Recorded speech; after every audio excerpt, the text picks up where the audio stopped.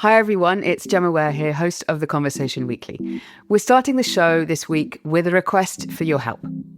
Democracy is in crisis around the world. Trust in politicians and key institutions is in decline, populism is on the rise, and misinformation, disinformation, and a cycle of outrage are fueling the fire. Here at The Conversation, we have a unique solution. We team academics up with journalists to deliver research-based news and analysis. Our stories are accurate, unbiased, and crucially free. We make our work available at no cost because we believe that for democracy to thrive, people need trustworthy information. We collaborate across 9 editions worldwide to bring you the best information and the latest groundbreaking research on global issues. And we know that what we're doing is making a long-term difference because we measure the impact. If you want to join us on our mission, then consider becoming a donor. Your gift can help support a healthier democracy. To donate, please go to donate.theconversation.com. That's donate.theconversation.com. And you can follow the link for that directly from our show notes. Thanks very much for your help. Now on with this week's episode. It's become a common refrain in recent years. Warnings about a collapse in the number of people who trust the governments that lead them. Surveys suggest that in many Western democracies, political trust is at rock bottom. Scandals, corruption, faltering economies, conspiracy theories, and swirling disinformation are all playing their part. But is it really such a bad thing for people living in a democracy to distrust their government? Political trust, or the lack of political trust, really is a defining political issue of our times, and so we really need to properly understand what it means. And I've really dug into that question. This is Grant Duncan. He's a political scientist and a visiting professor at City St George's, University of London. In democracies, we're not supposed to trust government, actually. Democracy, or democratic constitutions, are built on the premise that you can't trust anyone with power. I've been talking to Grant about his research for this episode, about why he thinks a certain level of distrust and scepticism of powerful politicians is actually healthy for democracy, but that populists like Donald Trump have managed to use people's distrust in political elites to their own advantage. All is not lost, though. Grant also offers some solutions for how governments can regain the trust of their people. I'm Gemma Ware, and this is The Conversation Weekly, the world explained by experts.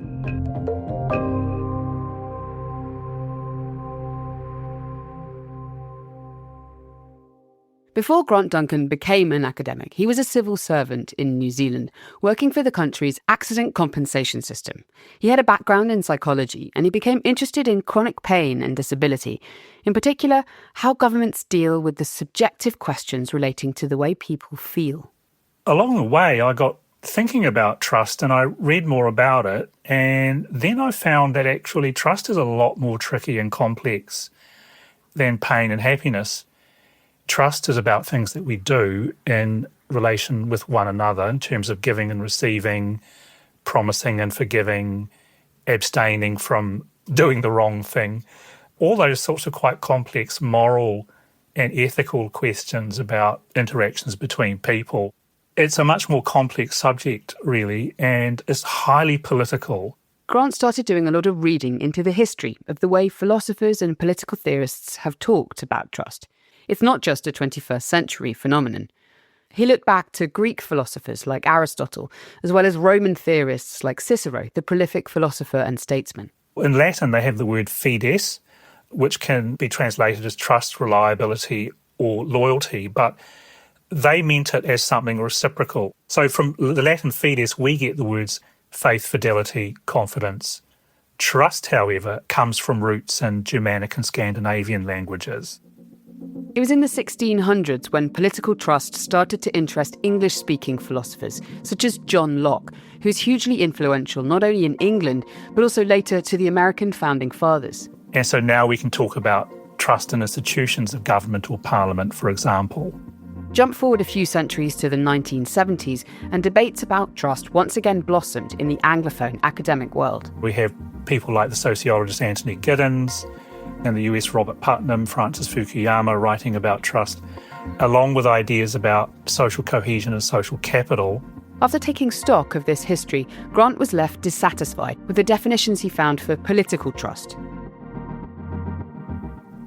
The standard social science definition of trust is that trust happens when A trusts B to do something where that something is in A's interests.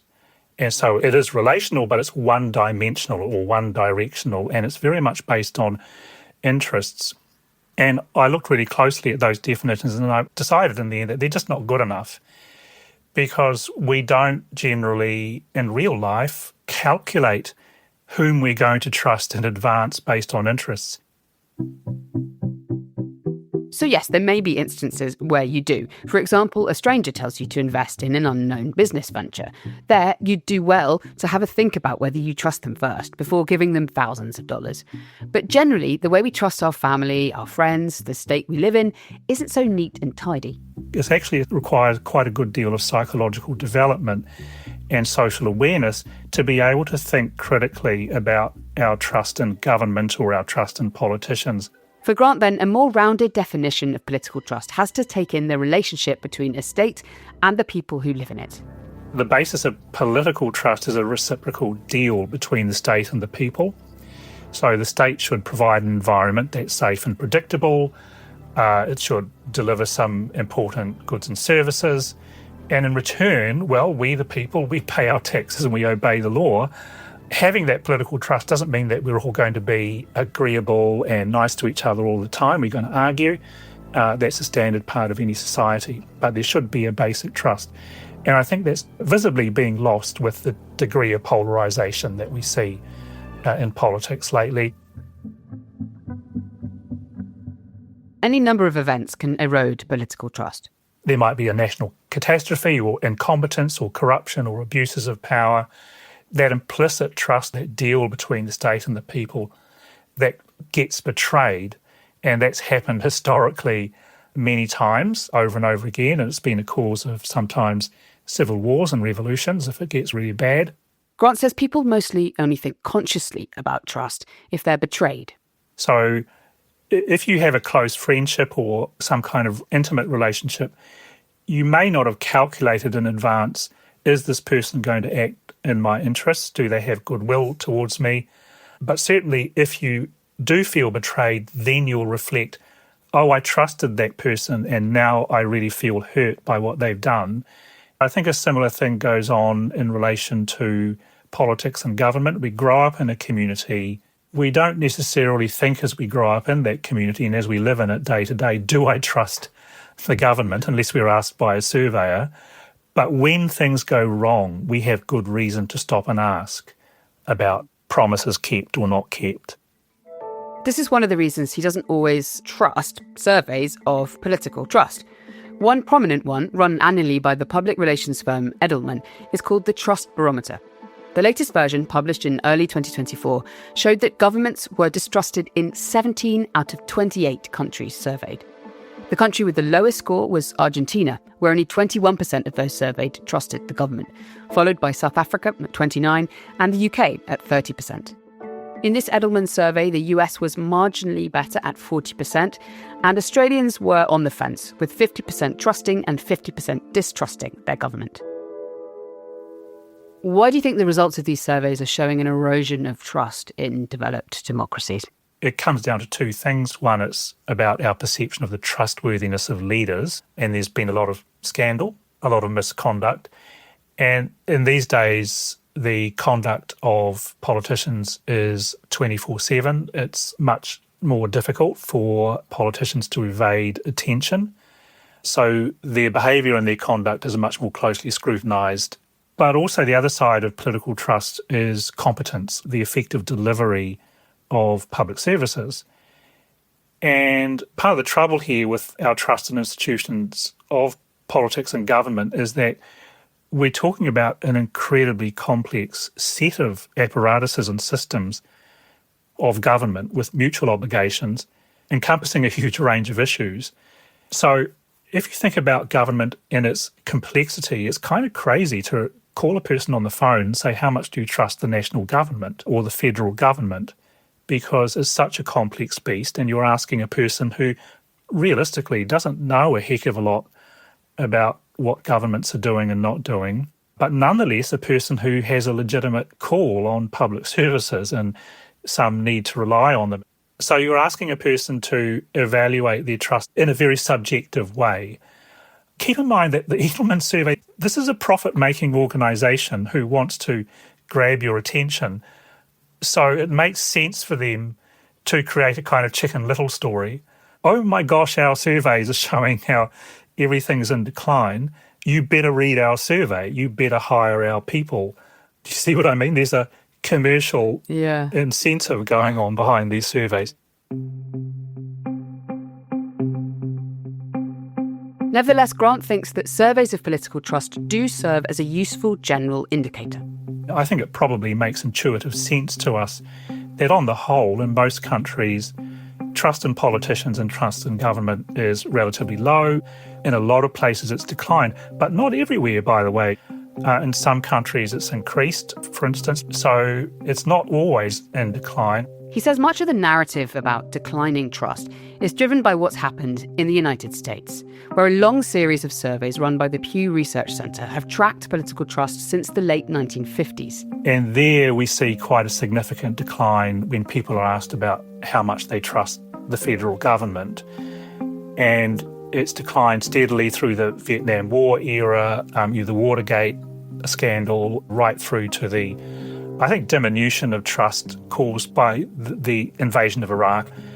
And it didn't really increase under Obama. And of course, Donald Trump is a person famously who exacerbates political distrust. That's part of his game. We'll be coming on to Trump a bit more in a minute, but it's worth putting this decline in political trust in the US into some perspective. You have to ask yourself this question about the US.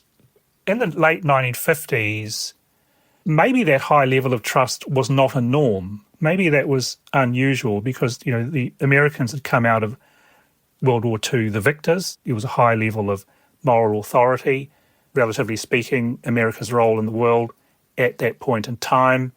So the high levels of trust then weren't necessarily a norm to which we could hope to return. One thing that struck me when I was looking at the surveys was where the levels of trust are pretty high. So Saudi Arabia, China, United Arab Emirates, Singapore, I think they're in the kind of 80% of people asked, as you say, on a phone, whether they trust their government. What can we learn from that? And how variable do we then think the idea of trust is, depending where you are in the world and the type of government that you're governed by? Yeah, that's a really good question. You see, in democracies, we're not supposed to trust government, actually. Democracy or democratic constitutions are built on the premise that you can't trust anyone with power. So that's why we have separation of powers, why we have periodic elections, we have a free press, people monitoring constantly what's going on, because we trust no one in a democracy with political power. Authoritarian governments are different. So when we have surveys that say, 80% or something of Chinese say that they trust their government, we need to ask some questions about that civilizational history, which goes back thousands of years. You go back to and read Confucius's Analects all that time ago, he was talking about political trust. So, the Chinese have a long history of thought about political trust too. It just comes from quite a different cultural, political background. But we also need to ask about the present day. I mean, if you're Chinese and you're called by someone on the phone, are you going to say you don't trust the government? I'd be less free with my tongue in China than I am in Auckland, New Zealand. You then argue that this perhaps isn't the hand-wringing moment for democracies that some commentators think it is, that actually it's proof of a good democracy that people don't trust what's going on. But where does that leave us long term? And what are the risks of breaking that trust between governments and the people? Yeah, so we could say, for instance, that there'd be no United States of America were it not for the American colonists' deep distrust in the government of King George III, right?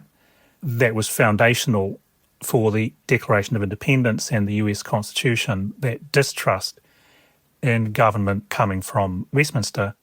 But here's the paradox, because when we vote in a representative system, we're placing a huge amount of trust in a very small number of people who will pass laws and form governments and make decisions on our behalf.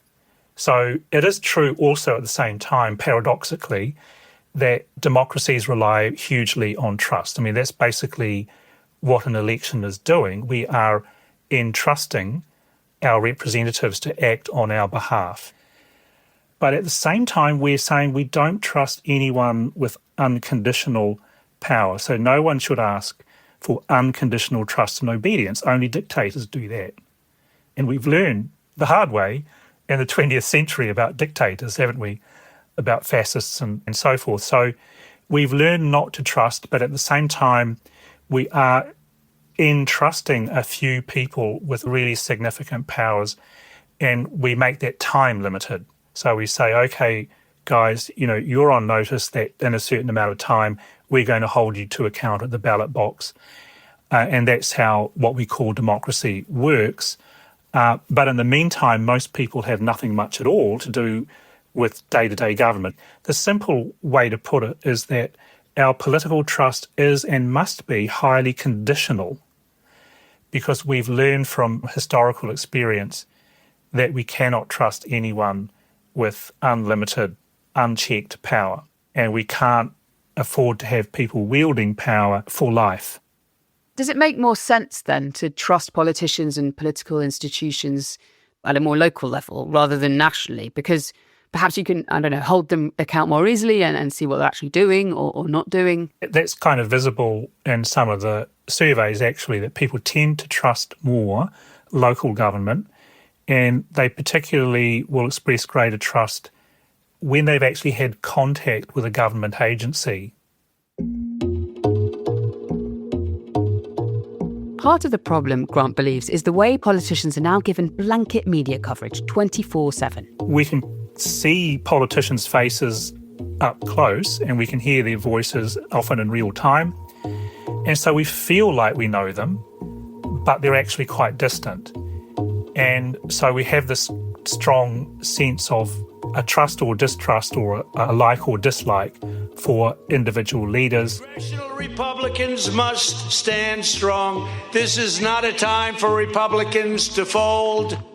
Donald Trump is a stark example of a highly polarising politician. His election directly reflects the mood of political distrust. So I don't know the man personally, but I don't rate Donald Trump as trustworthy personally. But as a political scientist, I have to understand that people who support him are saying that they trust him. Well, why? And it is probably because he talks straight, he talks in an unfiltered manner, and so they feel they have a better handle on where he actually stands on things. Now, I don't necessarily agree with them, but this is what people are saying about him. And so we need to understand, why are people trusting this person who many of us don't find very trustworthy? So these people, they're tired of mealy mouthed and manufactured communications. They're tired of being talked down to by elites. So Trump's talent as an entertainer, really, and as a politician, was to talk directly to people on the stump. His approach to leadership and government is clearly quite haphazard and disruptive, but his supporters want a disruptor. They want someone who'll shake up that huge bureaucratic administrative state. Donald Trump has named Elon Musk and former Republican presidential candidate Vivek Ramaswamy to lead the Department of Government Efficiency. So I see Trump really as reviving opinions about government that were more common in the 19th century, and we can see it at the moment, especially around his attitude towards presidential control over federal departments and his desire to devolve more policy making to the states. And unfortunately, many of the opponents of Trump are just getting it wrong. They're not understanding, I think, the distrust that's going on, bubbling away under the surface. So they've tended to fall back onto arguing that Trump and people like Trump are a threat to democracy, or that their supporters are ignorant conspiracy theorists and racists. Now, that kind of response doesn't help to win the political argument.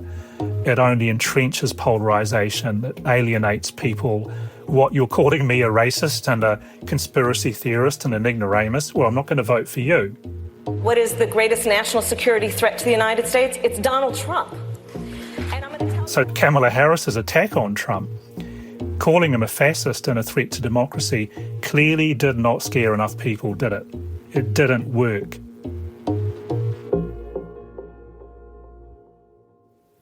Now, I see populism as a reaction to the ways in which representative government tends to favour an elite, and it tends to become oligarchic.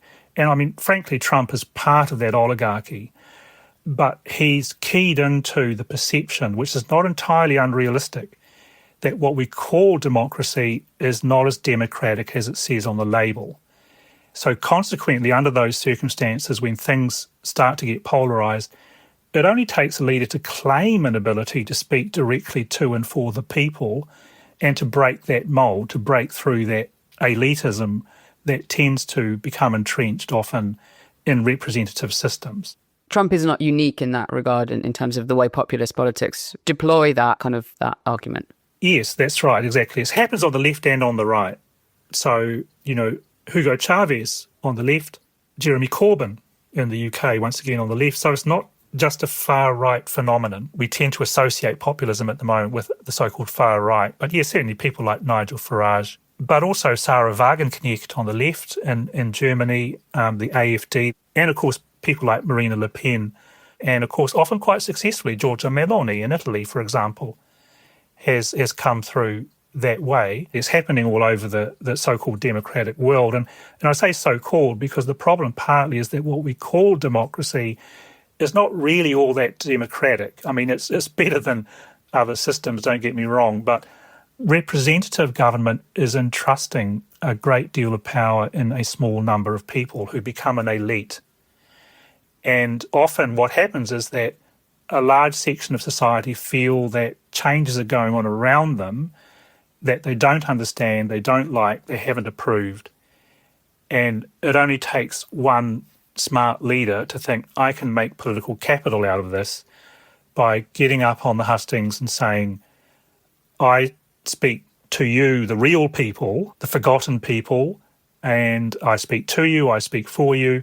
Now, it may be an exercise in BS, but nonetheless it can work, and it certainly worked for Donald Trump.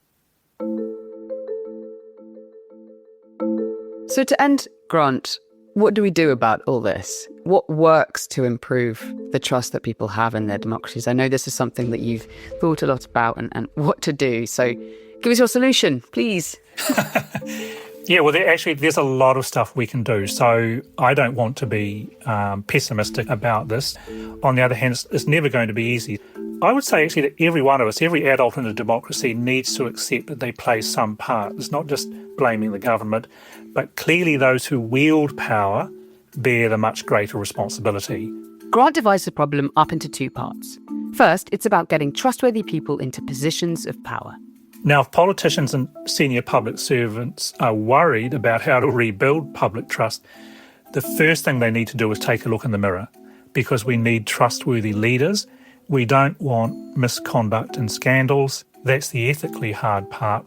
But alongside that comes actually competently delivering public services and ensuring people's safety and security. We're talking here about the delivery of services that people need and that a free market on its own can't or won't provide. And that's where things are going to get actually even more difficult, because the way I see it is that the tasks of government are becoming more complex and costly. Big questions about how to protect people from and stop the climate crisis need politicians to work at a global scale, sometimes with counterparts from governments very different to their own. Emerging technologies like artificial intelligence promise new solutions and efficiencies, but they can also bring new and more complex problems too. And governments everywhere are grappling with how to regulate these fast-moving technologies. AI may be able to simplify some things or do away with some boring routine tasks, but it's going to create new complexities and sources of uncertainty, ethical disagreement, while changing the systems and capabilities of government itself. So there's going to be a crazy feedback loop of uncertainty rolling out in the near future. The fundamental question is this: how will we ensure that humans are governing AI rather than being governed by AI? And at the same time, how can we sustain political trust in these rapidly changing circumstances? One of the things you do talk about is getting better leaders, isn't it, to do that? leaders that I guess can adapt and embrace those challenges and be conscious of their role and their responsibilities. Exactly. Conscious of their limitations, transparent with people about what they're doing. Because, as things become automated with AI in public administrative processes, people will need to be assured that they can trust these new systems. So questions of privacy, surveillance, when they impact on children, for example, is going to be a really sensitive ethical issue.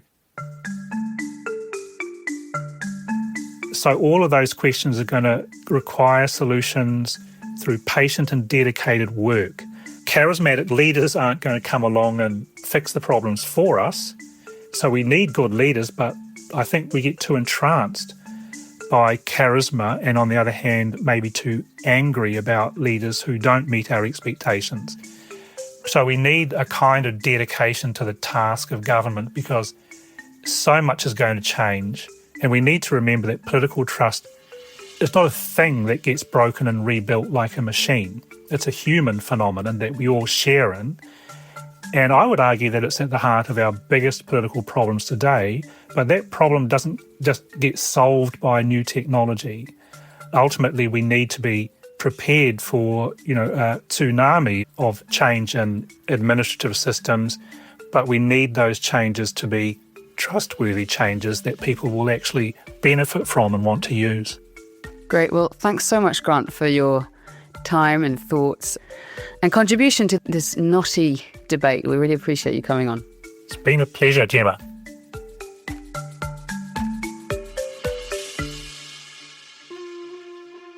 That's it for this week's episode. It was written by me, Gemma Ware, and produced by Katie Flood and Mend Marawani. Sound design was by Michelle Macklem, and our theme music is by Nita Saul. Stephen Kahn is our global executive editor. If you want to get in touch with the show, you can reach us at podcast@theconversation.com. Do also sign up for The Conversation's free daily newsletter by clicking on the link in our show notes.